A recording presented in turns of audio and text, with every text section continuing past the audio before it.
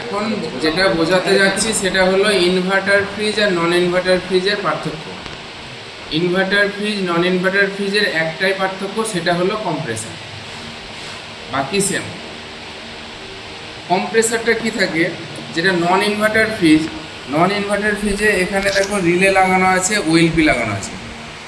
আমরা যখন এই ফ্রিজটাকে চালাই তখন আমরা কি করি, লাইন এবং নিউট্রাল ডাইরেক্ট রিলে ওএলপিতে লাগিয়ে দিই। রানিংয়ে এবং কমনে কারেন্ট দিলে আমাদের এই কম্প্রেসারটা চলে।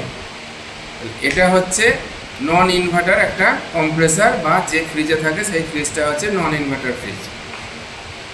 এখন দেখো পাশে আরেকটা কম্প্রেসার আছে, এটা হচ্ছে ইনভার্টার কম্প্রেসার।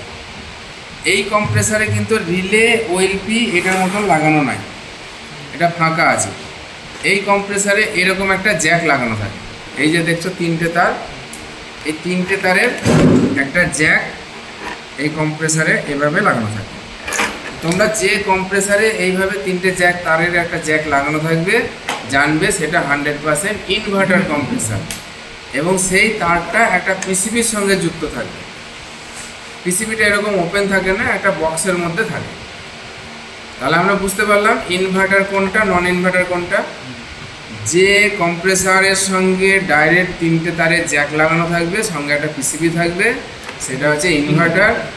যে কম্প্রেসারের সঙ্গে রিলে ওএলপি লাগানো থাকবে এবং কারেন্ট ডাইরেক্ট দেওয়া থাকবে, সেটা হচ্ছে নন ইনভার্টার। ঠিক আছে, এটা স্টপ।